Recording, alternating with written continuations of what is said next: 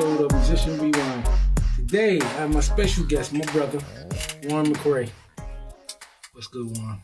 What's happening, man? Thank you for having me. Glad for making it, man. It's all good. Waited a long time. It's been a minute. All right, so like I asked everybody, I know you as a bass player. Yes. What was your first instrument? My first instrument was actually congas and bongos. I used to bang on anything that was around. When I was in elementary school, I thought I was in a band. It really wasn't a band. It was just me banging on stuff and people singing. So I would like bang on the tables. We actually did a little concert. I was probably in the fourth grade, maybe fifth grade or so. And I would like play my little beats on the tables and stuff, and people would sing and stuff. So then I actually played congas. I went to remember Gloria Jackson had the dance studio. Yeah. I went to Gloria Jackson and I was taking conga lessons there. Okay. So I learned, that's where I got some of the rhythmic thing that I have from playing congas, basically. Oh, okay. Yeah. So now, when did bass show up? It's kind of foggy to me. It's a little foggy. Yeah. I believe that my sister, that Noni, took me to see an Earth, Wind & Fire concert. And I heard and saw Verdine White for the first time. And like that feeling of the bass, like shaking my stomach and doing that thing. And I was like watching him fly in the air and doing all this stuff. And I was like, well, what is that? She's like, that's the bass player. I said, what's the thing what's that? And she was like, it's the bass. And I was like, I want to do that. And I think I just like started wanting to play bass. Wow. Shout out to our older sisters no longer with us. Amen. Amen to that. My older sister, the reason why I wanted to be a musician, and she took me to my first concert at, I think, the RKO. It was like 9 bands on there. So bass now. And it was loud. I believe I saw Stylistic. Those type in your room. You did. Well, yeah, you did. That little that little sunburst, like little Telecaster with the neck was like strings off the neck like 900 feet. Yeah, that was my first bass. That was my first bass. So now, were you taking lessons? Did you? No. You just was picking up like the rest of us? I was picking up like the rest of us. I played bass from listening to records, and I played bass on one string for probably about, 3 months. I only played everything on the E string all the way up and down the E string. I never went to the other 3 strings. And then I was like, maybe I should learn how to play the other strings. So then I started. Then I graduated to 2 strings. I started playing everything on 2 strings. But in hindsight, it actually helped me to learn the neck. Right. Because really, I should have been playing on all 4 strings. Right, but then you knew all the notes were. But I knew all the notes was. The first song I remember learning how to play was Papa Was a Rolling Stone. Because at that time, the bass line was really simple. And the song was like 8 minutes long. Right. So I would just sit there and play this thing, And so it took a while, but yeah. Okay, cool. Now, did you play in school at all? Yeah. Bass or? I play, not really. I played upright bass in school for a second, but I didn't really like it because around that time, most of the people that were in school, and like at that time, it was either you had to play jazz or you had to play kind of funk, R&B, whatever that was considered popular music. Right. And the jazzers weren't really too nice to the people that wanted to play anything else other than jazz, So I learned kind of early on, which I really kind of regret, that I didn't really pursue upright the way I should have, because I got turned off from it because all the people were telling me, you got to choose, basically. Right. And I had to choose between James Jamerson and, all the funky people, Bootsy Collins and all these people that's playing all this funk and Verdine White, and then all this other stuff that I couldn't really understand at the time. I was like, I don't want to do that. Right. So I played a little bit of bass in school, but in my years of playing in elementary school, and then definitely when I got to junior high school, we started playing in bands and started trying to be in the basement, trying to figure out our instruments and stuff, When did you get in your first band? Wow. The first band was with Bernard Wright. Okay. The Solar Flares or the Junior Fireboats, however you want to call it. I would say I was in junior high school. We were in junior high school when I met Nard and Kevin Harrington, Kevin Osborne. Yeah. Microflight, yeah. We had a guy named James that was playing guitar. Les Poetry was playing guitar as well. And I met Kevin as a saxophone player in school, and he told me that he had a band and that they needed a bass player. And I was like, bet. So I went and, I guess I auditioned. I just went down. I didn't believe it was not an audition because there was no bass player. Right.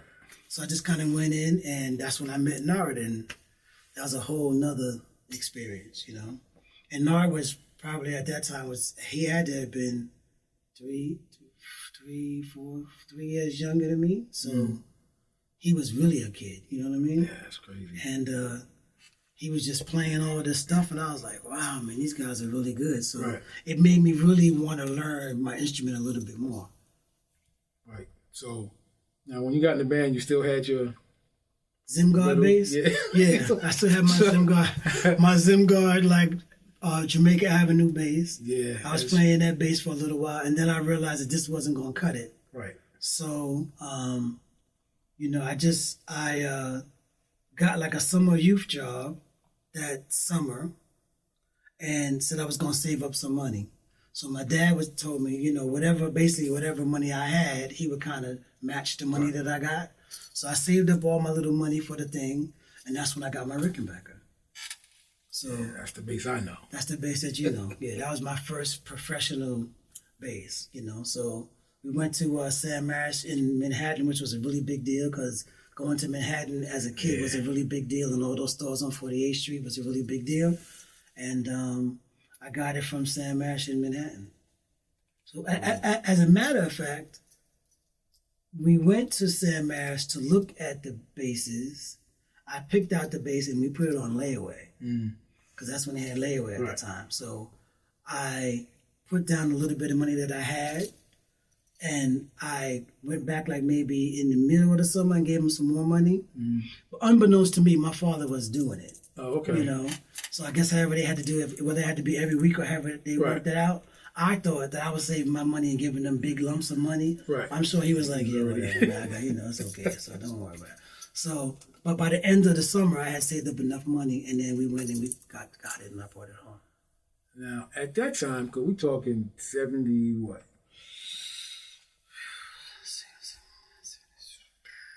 4 maybe, 3, 4. So an expensive bass would have been about how much money back then?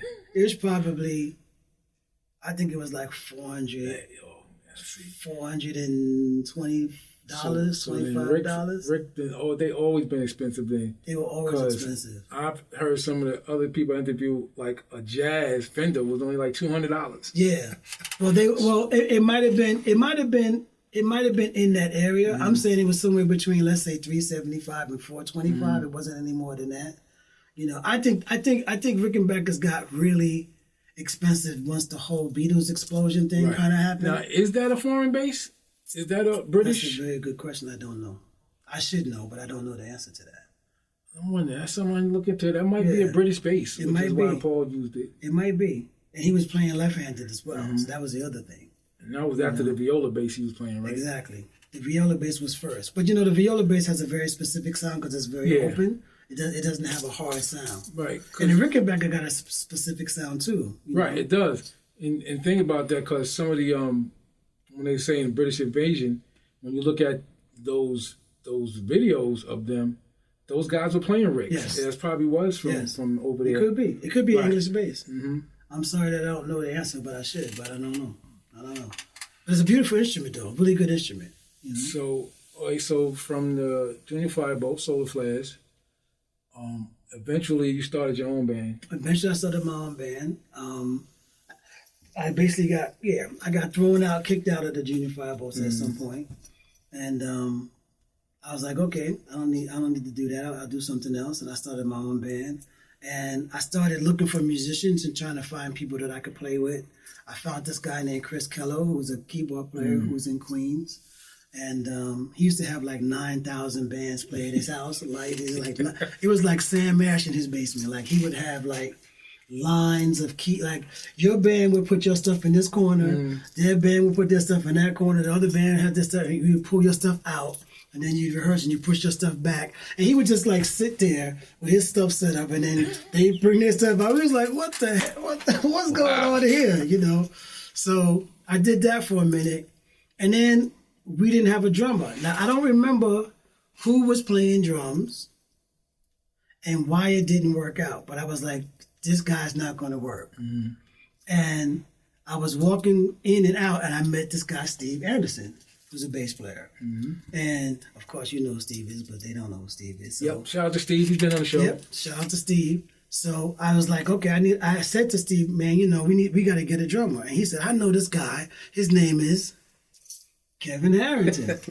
And that's me. That's him. So I got introduced to you, and Steve actually set up the audition for me to come meet you. Right. I came to your house, and you auditioned, and you were playing Vulcan's World by Return to Forever. There you go. He was doing R&B stuff, and he's like doing Return to Forever. So, I remember. Needless to say, he got the gig. Yeah, I remember you saying just when I finished, you said, "So what days can you make rehearsal?" Yeah, I was like, "Oh, that's it." Yeah, I was like, well, yeah, like I don't need to hear nothing else. You can play, so let's make this happen. So, you know, then we started the band that we were in. I started that union, so I met. I know when I started coming, it was just you and Cliff, me, you and Cliff. Right, it's me, you, and Cliff. You know, rehearsing and Cliff playing. Cliff Stewart. We was rehearsing in his living room, then in the garage, then in the living room, then in the garage. You know, and then after a while, it started getting cold. We was like, okay, so we went back to my house, and then we got Chris. We finally got Chris to come because Chris was still at that time. I think he didn't have 9,000 bands anymore. Right. Rehearsing in his house, and he was starting to get a little bit bored of that. So he started bringing his stuff over to my house, or to my parents' house, I should say, and we started rehearsing there. And we had a couple of different versions of that band. Oh my goodness, we had a bunch of versions of that band. But outside of the three of us, then I brought Vic in. You brought Vic in, who was an amazing guitar player. Shout out to Victor Ruiz. And I remember going to see Jocelyn. Right. Doing a show at y'all high school. At my high school. And we went to see her. You said, "This is what I'm trying to get." That's right. Come sing. That's right. Now, and she was a year ahead of us. Right. So, you know, she was a senior. She was a big deal. And she was like, you know, she was the big star of our school. Yeah, I remember she had the candles and everything on the piano. Everything. She had like the whole Liberace thing going on. It was for real. Yeah, it was a big deal. She was a big deal in high school. So she would do concerts by herself all the time and sing and stuff. And I was like, man, I just walked up to her one day and I was like, you know something, you got to be in my band. Like she was like looking at me like, little boy. And she came down and she listened to us play and she was like, yeah, I want to do this. So, you know, we got her. Yeah, it was a good band. Yeah, it was great. We worked, so, you know. We did a lot of work, a lot of gigs and stuff. Pop got us a lot of work. And then you can't forget about Paul, too. Right. At some point, Paul came in and started singing, and, you know, he was part of the band. Playing congas. And then, again, I remember I got Hart when we was looking for a horn section. Yep. So Kevin Harper, Frank, and his brother James. Yep. And they was killing it, too. Man, we was killing it. Oh, my God. Yeah, we was working for the Parks Department. We was doing a lot of gigs. And so Julio came in.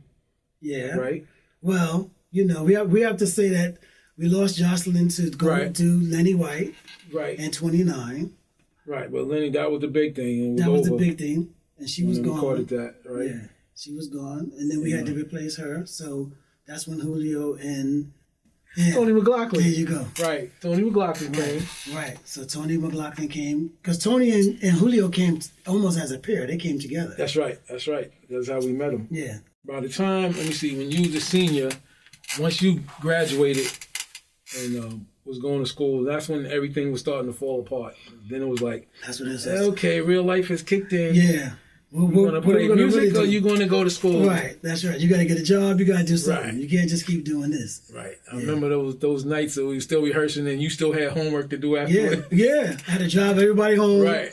Do all this stuff and then come back and do this homework and keep my grades up. What is this? Schematics. Yeah. Man, you do this after grade? Yeah. Math and algebra and all that stuff. Yeah, it was crazy. So in that vein, what made you decide, all right, I'm going to do the music? I mean, music was always like the thing that I felt like I could really do the best. It's the thing that I understood the most. I am really good at mathematics. I like math. So I did really well in math, so I could kind of see music in a mathematical sense. And I guess I see math in a musical sense. It's kind of a weird combination of how I see the two things together. But, you know, my dad and my parents were like, I don't know about this music. I mean, y'all did good and y'all doing pretty well, but, you know, you're going to have to do something. So I actually I ended up enrolling into DeVry Tech. So I went to DeVry Tech before it was fashionable and before everybody was like on DeVry Tech for it was still Bell and Howell, right? It was damn near still Bell and Howell, yes. So I dropped out of DeVry after I got my associates. I didn't really go and look for a job. So I started doing kind of odd jobs and stuff, odd end jobs and stuff like that. And I basically started driving. I had a van, as you know. Yeah. I had a van at the time, so I started doing deliveries. I started working for delivery services in Manhattan. And I would drive and make deliveries and go and pick up loads and pick up stuff and do stuff like that. And I was in Sam Ash one day, and I would go to the music stores on 48th Street when I didn't have any other work. So I was still around music all the time.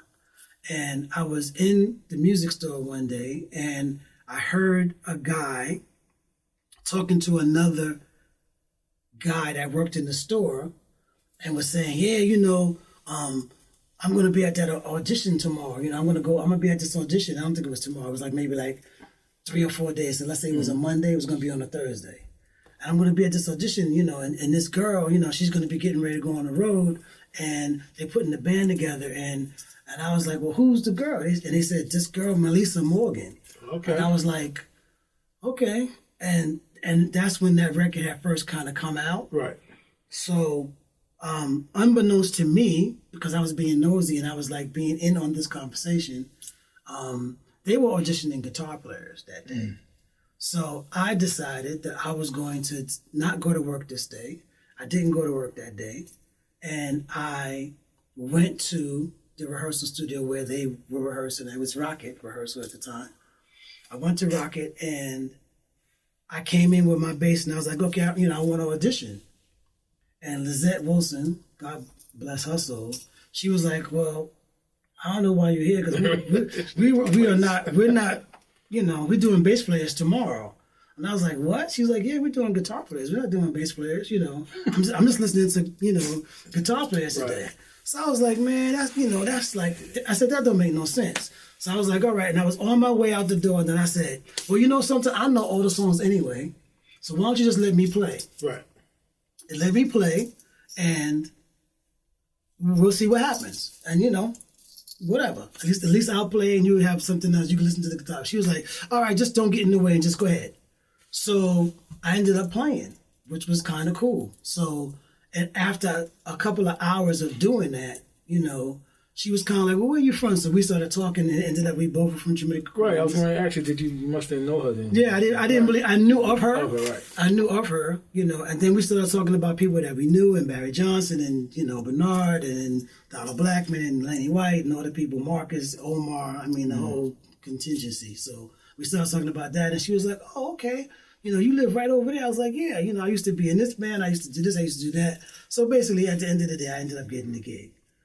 And that was my first professional on the road. Like, you're going to get paid as a musician. Aside from all the stuff that we did, you know, from doing catering and doing weddings and all that kind of stuff, you know. That was my first taste of me getting on a tour bus, getting on a bus, being on the road, and doing that, you know. So that's kind of how I kind of transitioned. I kind of walked into this audition and kind of... Okay, because I never knew how you end up on that. It was all God. It was God. It was nothing else I could say about it, because I was in the right place at the right time, and then I just kind of talked my way into it, more or less. I remember when it happened. And so for Melissa, did you go to Nona after her? Or was there anything between? I did. I kind of did. I did a couple of things. I did a little thing with Freddie Jackson, because they were on the same label. They were part of Hush Production at the time. So I did do some stuff with Freddie around that time. Freddie was a really big deal at that time. Timmy Allen was doing it, and then Timmy stopped doing it because he became a producer. He started producing stuff. Mm-hmm. So, and then Artie Reynolds was doing it as well. So, but I did a little bit of stuff with Freddie, and then I was still in the neighborhood, still kind of hanging out and playing with people and just trying to, just play with whoever you can in the neighborhood and stuff. And then I came across Ronnie Drayton. I don't quite remember. I don't remember how I got introduced to Ronnie. I don't really remember that particular story. I do know, I want to say it might have been Lino, the drummer, Lino.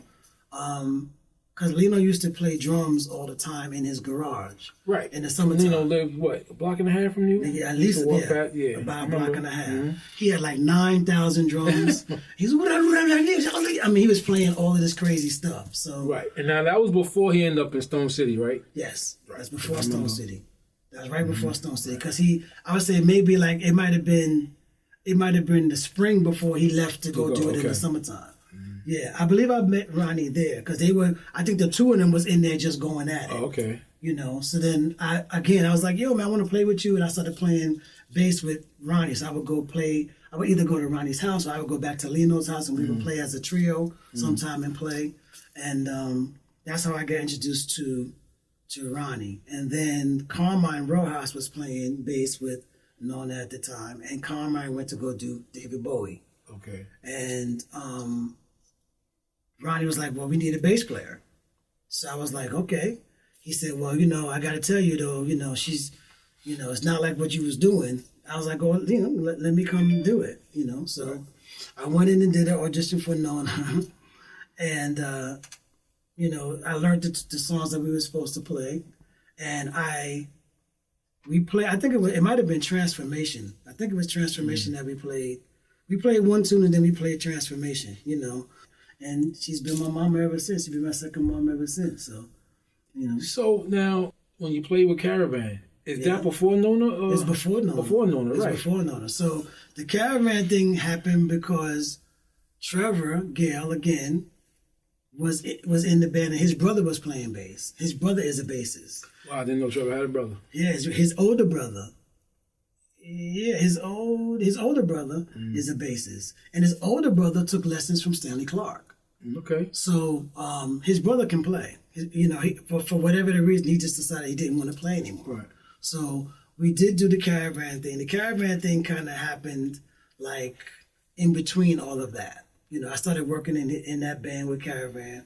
We actually got signed to CBS Records at the time. They put out a single. The single did okay. And then it kind of like all fizzled out and we got dropped like everybody else they gave some money to at that time, But I think that me playing with Ronnie was a little bit more of a catalyst for Nona specifically than Trevor. I think Trevor probably put a good word and was like, yeah, he can play because he was with me in this band. But Ronnie was kind of the band leader. He was kind of the one that really was in charge of that thing at that time. And, he was kind of really more in charge of making sure that it swung and it did the thing it was supposed to do, So, like I said, once Nona kind of punked me, it was like, if you could play. I was like, all right. So, yeah. Now, I missed the Bowie tour. I came after that. So, I got to play with Nona, with Warren, after Damon. After Damon. Right after the Bowie tour. Right. Yeah. I wish that you could have did the Bowie tour. You would have really enjoyed it because that was a stadium thing. We were playing stadiums in Europe.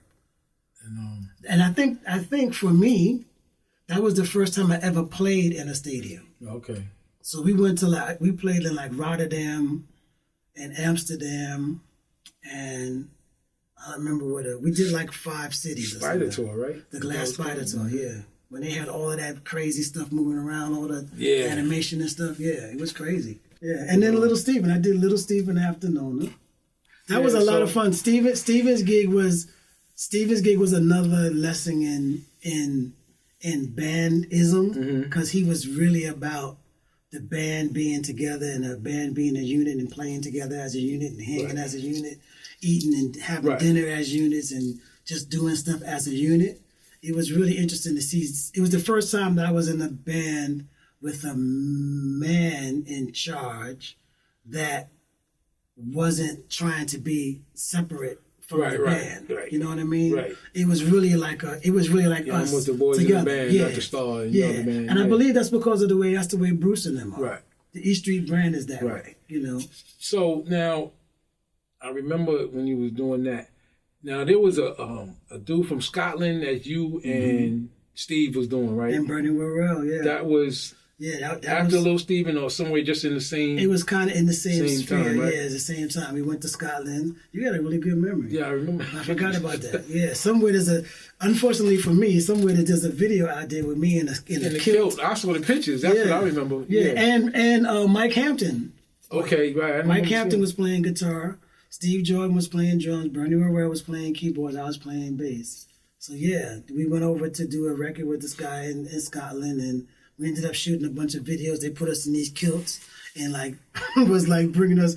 We shot a video. They put us on this flatbed truck, and we were actually like miming to playing, and it was nuts. But we had a great time, man. The record was good. This dude was funky.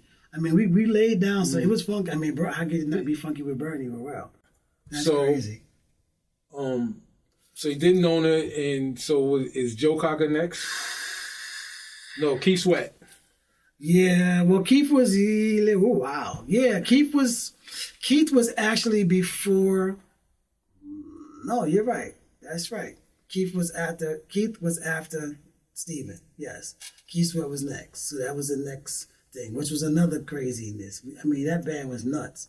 We had like 3 keyboard players, 1 guitar player, a percussionist. Randy was playing percussion, who could play drums too. Fuji was playing drums. It was a great band, you know. It was humming.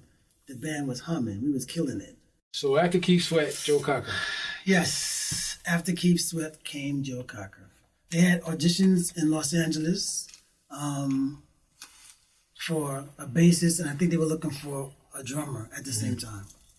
And I found out about it, and I flew myself out to Los Angeles, and I auditioned for it, and I got the gig. So that was actually really amazing because, I mean, his voice was like something I never heard before, and to get to play with him and for him for as long as I did, and to listen to him sing like that every night, I don't understand how you could push your voice to do that every night. And like, I mean, he kind of sounds hoarse some of the time anyway, but it's not that he's hoarse. That's just the way his voice sounds. Right. You know, he's been doing that since Woodstock. He's been doing it since Woodstock and screaming and yelling and screaming over guitars. I mean, it was loud. It was loud on stage, you know. But it was an amazing experience. He was such an amazing gentleman. You know, treated everybody with like a lot of respect and stuff, and. You know, I had a really good time with him. Really, really, really a gentleman. Seems like he was cool. Yeah, it was great. I want to go back to you getting the ESP endorsement. Yeah, that kind of happened, you know, early on too. That was like a 48th Street hang thing. I think they see me on 48th Street coming in and out that damn store. Somebody said, it was like, who's this little black kid keep coming in here? You know, because they had a little store just like 48th Street Guitars. They had like a little store on 48th Street at one point. And I would just go in all of the stores. I just kept making my way around. And at some point, ESP gave Vernon Reid from Living Colour an endorsement. They gave Ronnie Drayton an endorsement. They gave Carmine Rojas an endorsement as well. So because I knew those guys and they knew that I knew them, I was playing in a club somewhere. I can't remember what the club was or where it was. It was definitely in Manhattan.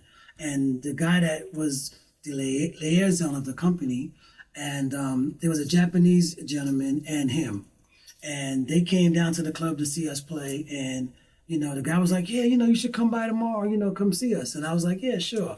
I didn't go, but then like the next time I went, and they were like, hey, where you been, like what's going on, you know? And they said, try a couple of these basses. We got these new basses in. So I tried a couple of basses and stuff, and they were like, you like those? And I was like, yeah, this one is really cool. He said, okay, well, you take it with you. And I was like, what? Wow. And he was like, yeah, just take it with you. He said, you know, we'll give you one of them, you know. And that's the reason why I still play their basses today. Right. And so they pretty much was a new company then. They were a new company. They were the new kids on the block, and they were trying to like give people, you know, in my opinion, they were trying to give us a shot. Right, Because they gave a lot of ethnic people free instruments at that time, you know, and wasn't nobody trying to give nobody nothing free back then.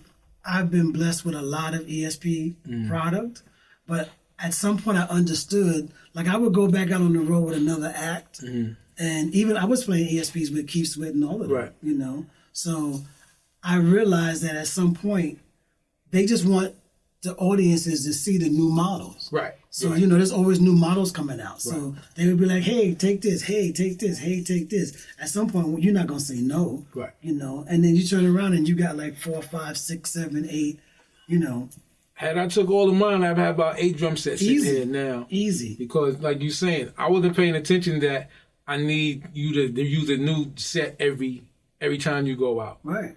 And I was and like, their mindset is that yes, I do. Yeah. I need you to show this set this particular time because this is what we have now. Right, that's last year's set. Right, because he was always trying to get me to go. I was like, yeah, I don't want that one. You know, I was going to use the one I had. Yeah. And he's always trying to give me the new thing. I was like, no, then send me another color then. Yeah. And not really like looking at his end like, like you said, well, I need them to see the new model. I need them to see the new model. So he's doing ESP. He did Joe Cocker. Who comes after Joe? When does Tina come? Tina comes after Joe. Okay. Yeah. So the Tina Turner thing happened because I was in Joe Cocker's band, and a gentleman named John Miles, God rest his soul, was playing guitar in the band, and John Miles got a deal after. Well, he had a deal before.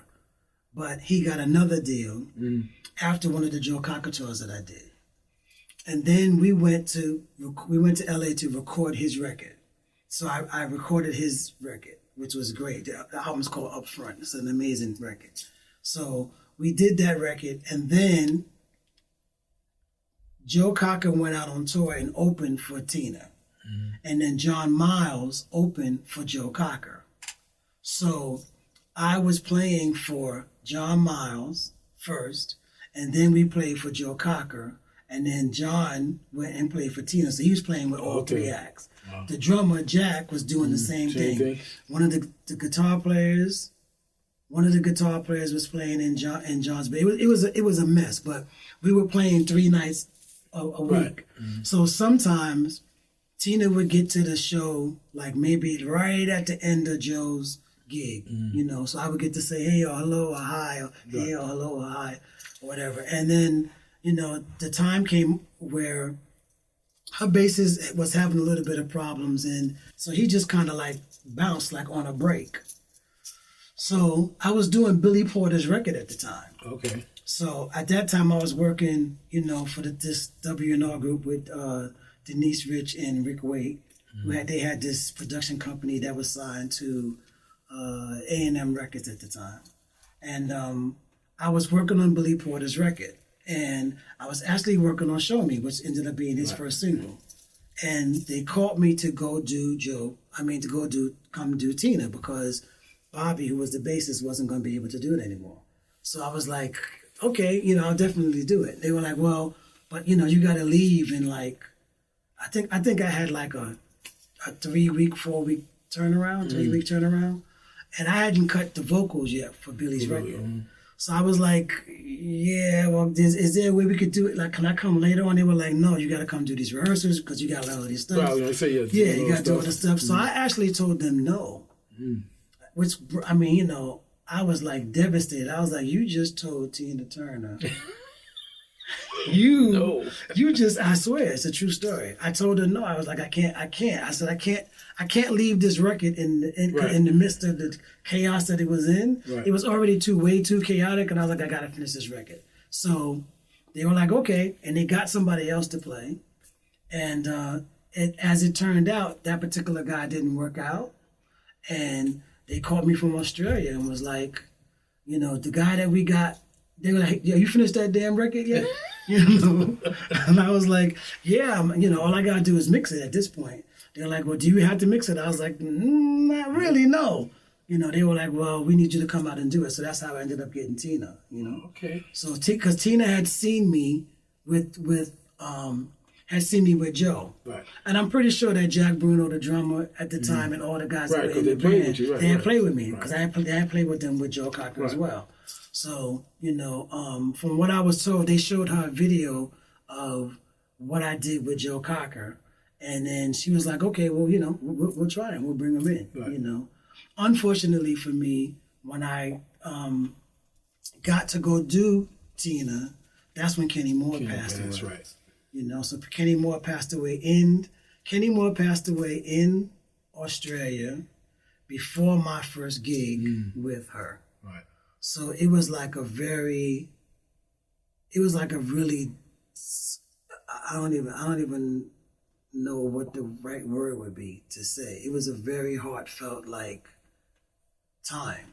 Yeah, I remember when they was talking about that. I was like, wow. It was kind of deep, man. Because he had been with her a long time. He had been with her the longest, right. And he was basically like the ambassador of the band. Right. If anybody knew anything about Tina, they would know they would associate Kenny with Tina. Right.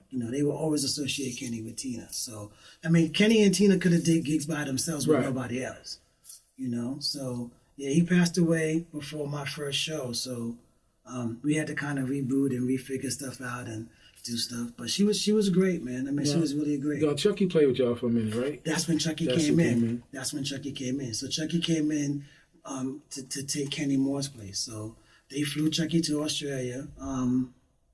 And Roger Davies, who is Tina's manager, said, because Roger knew Chucky from doing Janet, right? Because Chucky had just did the Rhythm Nation tour, and he had just dealt with Chucky doing the Janet thing, right? So Roger, he handles Lionel Richie? No, not at that time. No, was Chucky? But Chucky was already playing with Lionel? No. No, that was after. Okay, that's after. Because I know Omar and them. Yeah, it was after. He might have worked with Lionel maybe once or twice, but he wasn't like the MD guy like he is now. Right. So the official time of Chucky doing Lionel was after he worked with Tina. Yeah, so Chucky came in after Kenny passed away, and he did the rest of that tour and some of the next tour.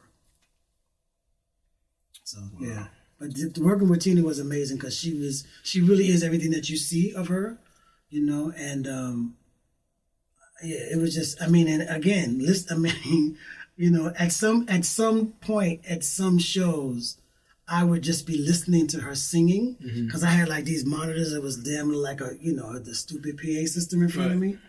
And I'm listening to this woman sing and I'm like, they paid me. They're like paying me to I get to listen to this and watch her and they're going to pay me for this. I was like, this is fantastic. Man, shout out to Jack B because he's another solid. Oh my God. Tell people I go, see, this is how you're supposed to be playing. Man, that dude's pocket is ridiculous. Like yeah, man. Yeah. Jack's pocket is great. That band was really good. And, I think the thing that I would say about us is that we came from a foundation of playing in the basement and being in bands and playing together. So we know what that camaraderie thing is, playing the pocket, playing it hard, doing it right.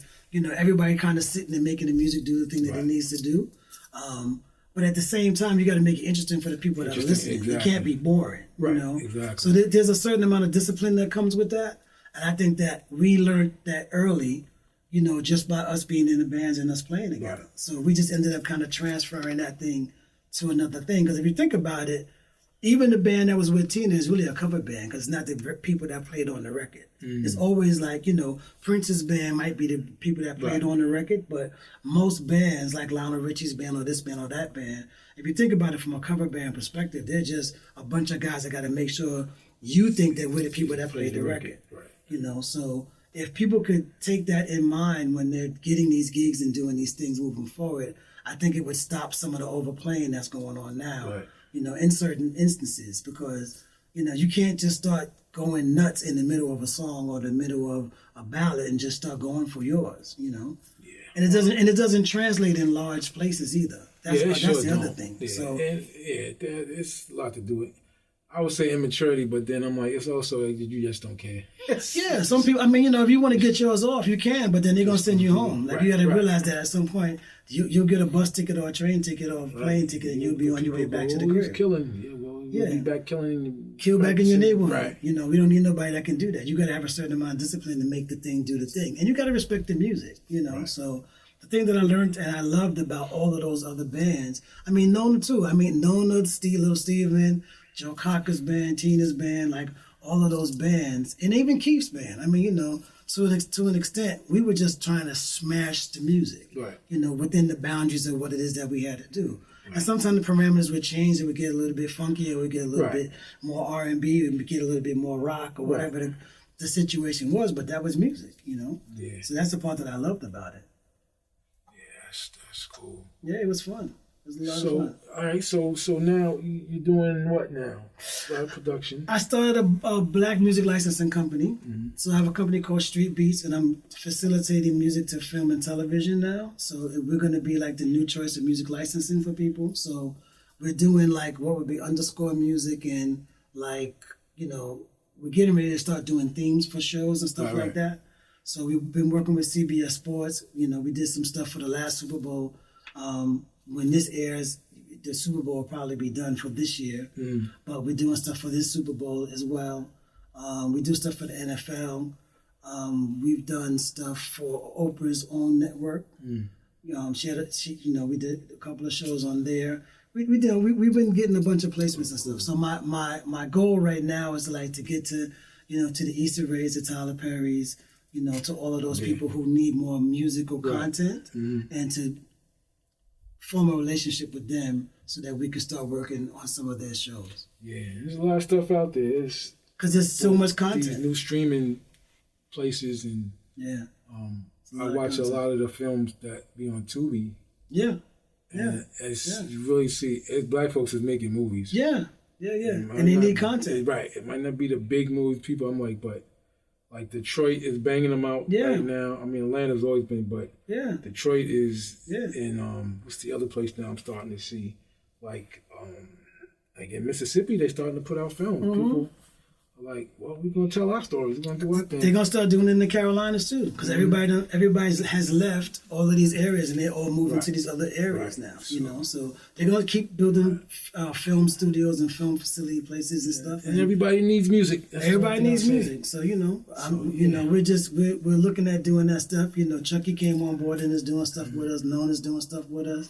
I just spoke to Lenny White today. He said he wanted to come on board and give me some music and, add stuff into the library and stuff. So, we're getting writers. We're not going to sign a whole bunch of people, but we are going to be signing writers and stuff and bringing writers in to bridge the catalog. Lala's with y'all, right? Lala's with us. Lala did You Get Good Love. So we're going to be doing a lot of her catalog over, and a lot of the music that she has done with Kashif. That was her music as well. So we're going to do that and put it in the catalog also, and Joel Campbell, who actually took Chucky's place with Tina. Okay. So when Chucky left to go do Lionel Richie, Joel was who came in to do it. He's doing more of the film composer scoring stuff. Okay. So he's like Hans Zimmer, basically. So he's doing all of that stuff, So we got a pretty full, well-rounded, team of people. We have, a general manager who's come in named Yasmin, who's working with us as well to keep us kind of all in line and make sure everything flows and does what it has to do. Trevor Gale, as you know, and is my co-founder in the company. He was the senior vice president at CSAT. Right. So, we've been kind of spearheading it and getting it all together. So, through all of Trevor's relationships and stuff that he has through the business, that's been working out really well for us also. And he's a musician. So, it's really, we're approaching it and letting people know that it's kind of like, it's like for artists by artists. Right. You know what I mean? So we're all artists. We all are singers and writers and producers and, players and everything else. So we kind of know what you need for your brand. Cool. Yeah. It was good to see you live at the Bernard Wright celebration. Yeah. And that was another thing, man. That was another thing. Like that was a blessing as well, because Lenny and Marcus called me and asked me to be the musical director for that. And how could I say no for my brother Bernard? I could not say no to that. So, but it was basically, I really had like 4 bands. Basically, I had 4 bands on stage kind of at the same time. There's a lot of people, man. There's a lot of people to manage. But it was great because everybody's energy came in. Everybody came in with the energy of, again, playing the music and doing the music to the best of our ability and giving the people a great show, But you can't get all of them people on one stage and it not be smoking, In the audience, it was good to see because there was so many people from around the neighborhood that was there that I hadn't seen in a long time. Yeah. So, that was a great And the crazy thing was, I could have emptied the whole stage and told the people from the audience to come up on the stage, and there would have been too many people again. There was so many musicians in the house that night that came out to honor Bernard, and that to me was the beauty of the whole event, because nobody was mad. Because I got a couple of phone calls about people coming in and wanting to play. I was like, bro, I got 4 drummers, I got 5 guitar players, I got 4 keyboard players, I got a horn section, I got 6 singers. Like we can't pick nobody else. Yeah, because I know it's a lot of people who weren't there. Yeah. And it's funny, people I found out that were there, we didn't get to see. It was just so many people. And people were flying in from everywhere. Yeah. You know, Pooji flew in, Alex Bugnon flew in, you know. Yeah, because we talked to them. Eddie Martinez flew in. I mean, it was nuts. It was really crazy. I saw Cliff and Terry Burris at the end when we were leaving. Yes. You know, they came in. Yes. And it was a great Cliff Branch. That's what I was talking about with Teddy. Oh, okay. That's who took that song? Yeah. Okay. Yeah. That's Cliff Branch. But all right, man. Yeah. But hey, thanks for coming on, man. Anytime, Appreciate man. it. Anything I do for my brother, man. I love you. And we got to do some music, man. I want to get you in the catalog as well. Definitely, man. Appreciate that. We got to make that happen. All right, y'all. So, hey, thanks for tuning in. And I'll see you in the next episode of Musician Rewind. Peace.